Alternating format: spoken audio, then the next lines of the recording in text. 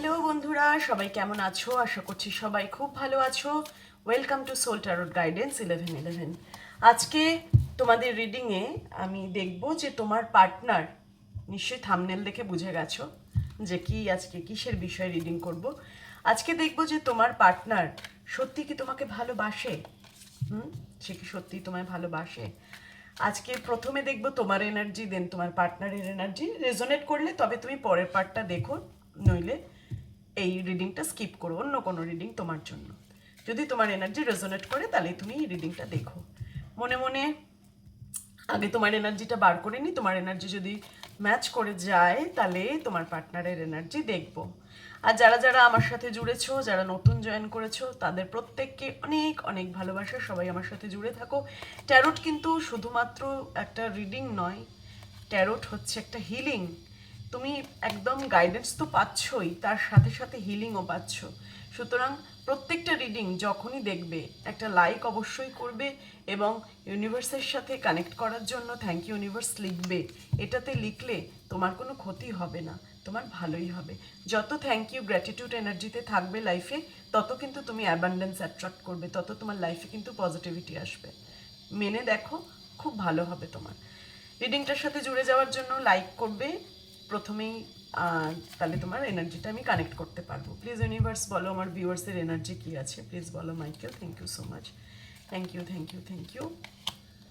ও বাপ রে বাপ, তুমি চাইছো তোমার পার্টনার একটু তোমার যত্ন নিক, একটু তোমার মনের যত্ন নিক, তাই না? কেয়ারিং কানেকশন, তোমাকে এসে কিছু বলুক, আগের মতো রিলেশনশিপটাকে নিয়ে যাক, যেখানে তোমাকে সব সময় একটা প্রিন্সেস ট্রিটমেন্ট দিত, রানীর মতো রাখতো। তুমি আবার সেই জায়গাটা ফিরে পেতে চাইছো, চেঞ্জ চাইছো। এখন তো রিলেশনশিপে একটা দূরত্ব, ফাইভের এনার্জি দেখতে পাচ্ছি। তো তুমি একটা চেঞ্জ চাইছো, কেয়ারিং কানেকশন চাইছো। তোমার পার্টনার তোমাকে এসে কিছু বলুক, কোনো কথা বলুক, মন খুলে কথা বলুক। শুধু কথা বললেই হবে না, তার মনের মধ্যে অ্যাকচুয়াল কী চলছে সে মন খুলে কথা বলুক, এটা কিন্তু তুমি চাইছো, ভীষণভাবে চাইছো।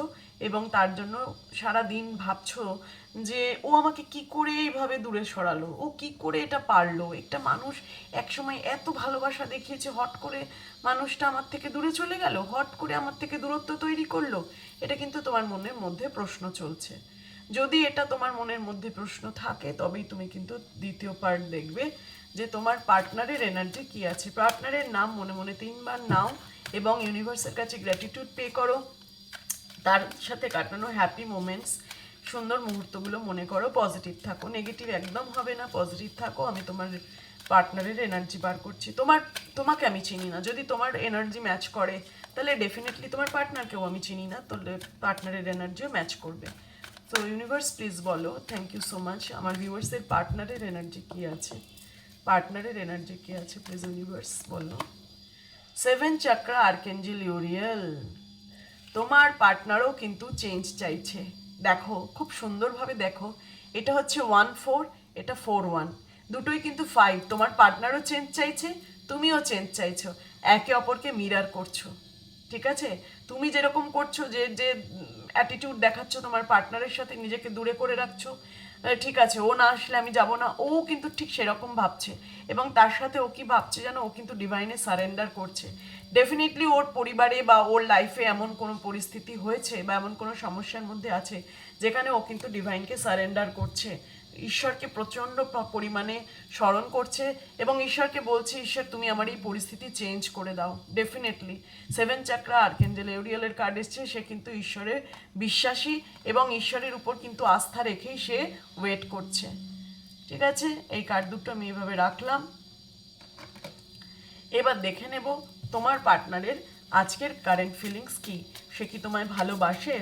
ইউনিভার্স প্লিজ বলো আমার ভিউয়ার্সের পার্টনার কি সত্যিই তাকে ভালোবাসে, না কোনোভাবে তাকে ছলচতুরি করে, তার সাথে ডিসেপশন করে, তার ইমোশন নিয়ে খেলে সে চলে গেছে।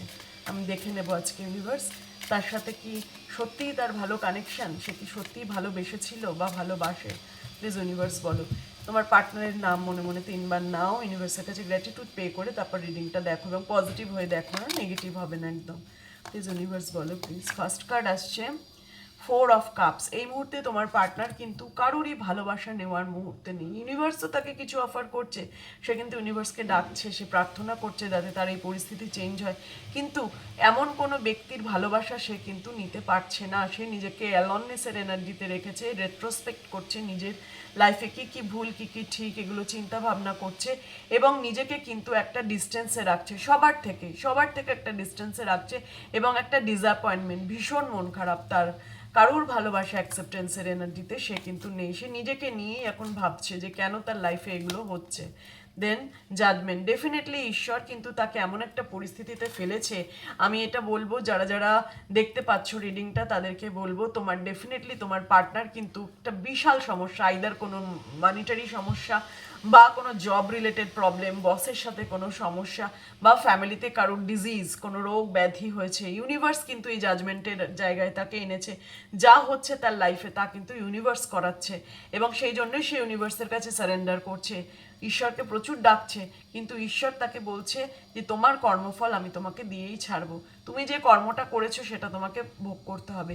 যেভাবেই হোক সে কিন্তু এখন বিভিন্ন সমস্যার মধ্যে দিয়ে যাচ্ছে, এবং এই সমস্যাটা তার নিজের লাইফের সমস্যাও হতে পারে, বিশেষ করে চাকরি বাকরি বা টাকা পয়সা বা রোগ ব্যাধি এই ধরনের কোনো প্রবলেম কিন্তু সে ফেস করছে।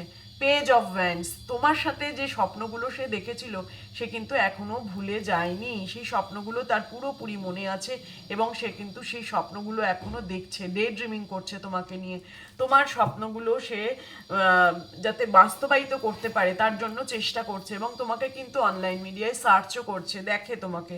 তুমি যদি বলো দিদি সব জায়গায় ব্লক করেছো, কোথা থেকে দেখবে, ঠিক দেখে, কোনো না কোনো ফেক অ্যাকাউন্ট বা কোনো না কোনো ভাবেও তোমার খোঁজ খবর নেয়, কোনো বন্ধুর অ্যাকাউন্ট কিছুভাবেও কিন্তু তোমার খোঁজ খবর নিচ্ছে বা তোমার সম্বন্ধে জ্ঞান জানার চেষ্টা করছে। কিং অফ সোর্স, নিজেকে, আমি যেটা বললাম যে জাজমেন্ট এবং পেজ অফ ভ্যান্স, এখানে বলছে কিন্তু তোমার পার্টনার তোমাকে নিয়ে যে স্বপ্নগুলো দেখছিল সেটা কিন্তু প্ল্যানিং চলছে, তোমার পার্টনার কিন্তু প্ল্যানিং করছে যে কিভাবে এগোনো যায়, কিভাবে আমি ডিস্টেন্সটাকে কমাবো, কিভাবে আমার রিলেশনশিপে গ্রোথ আনবো, কিভাবে আমি এই সিচুয়েশন থেকে বেরোবো, আমার যে সমস্যাগুলো শর্ট আউট করতে হবে। একটা বিশাল প্রবলেমের মধ্যে দিয়ে কিন্তু তার লাইফ যাচ্ছে এই মুহূর্তে, সে কিন্তু খুব প্ল্যানিং, ছোট ছোট পদক্ষেপ করে এগোচ্ছে, সে প্ল্যানিং করেই কিন্তু এগোচ্ছে। তোমার যদি মনে হয় যে না দিদি ও কিছুই প্ল্যানিং করছে না, ও চুপচাপ বসে বসে দেখছে, একদমই না। এবং তোমার পার্টনার কিন্তু তোমার প্রতি খুব লয়াল, খুব লয়াল। তোমাদের যদি থার্ড পার্টি নিয়ে কোনো সমস্যা হয়ে থাকে, একদম ভুল ভ্রান্ত ধারণা, কারণ তোমার পার্টনার কিন্তু কারোরই ভালোবাসা নেওয়ার মুডে নেই। সবার সাথে কথা বললেই কিন্তু ভালোবাসা তৈরি হয় না, ভালোবাসার মানুষ কিন্তু আলাদা হয়, তোমার জায়গাটা তার কাছে আলাদা। এবং কিং অফ সোর্সের কার্ডটা বলছে তোমার পার্টনার কিন্তু তোমার প্রতি খুবই লয়াল, সে প্ল্যানিং করছে যে তোমার সাথে রিলেশনশিপটাকে কী করে বেটার করা যায়।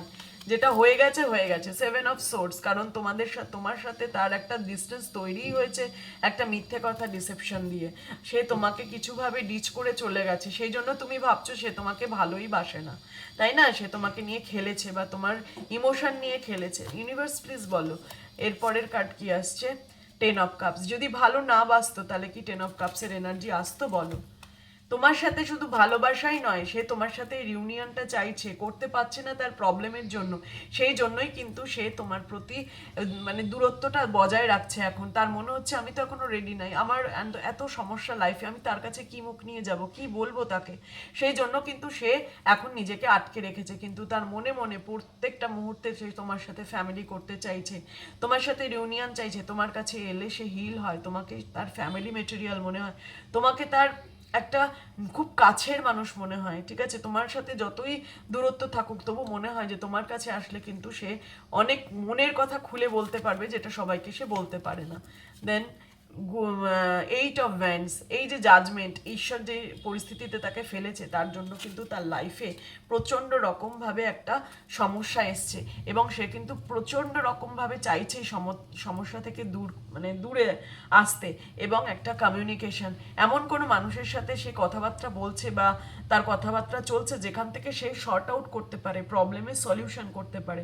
হয়তো তুমি তাকে অনলাইন দেখছো অল টাইম, তুমি ভাবছো দূর ও সারাক্ষণই অন্য মেয়ের সাথে চ্যাট করছে, একদমই নয়। সে কিন্তু তার প্রবলেম সলভ করার জন্য, তার কাজের কথা বলার জন্যই এই যে জাজমেন্টের নিচে এইটা ভ্যান্স এসছে, সে কিন্তু নিজেকে আপলিফ্ট করার জন্য, এই সিচুয়েশন থেকে বেরোনোর জন্য কারোর সাথে কমিউনিকেশন করছে বা কারোর থেকে হেল্প নিচ্ছে।